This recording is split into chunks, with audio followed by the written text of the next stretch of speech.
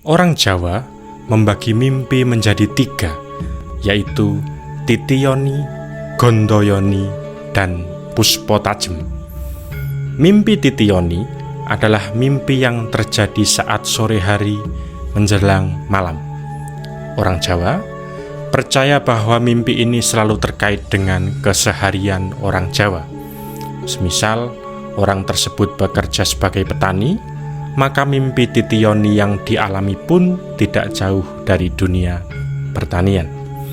Lalu ada mimpi Gondoyoni, adalah mimpi yang terjadi saat malam hari. Mimpi ini dipercaya oleh orang Jawa berisi harapan yang mungkin saja bisa terkabul di masa depan.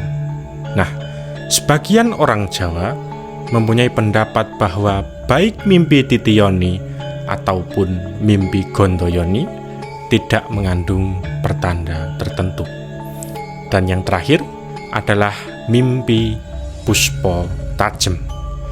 Mimpi Puspa Tajem terjadi saat tengah malam menjelang dini hari.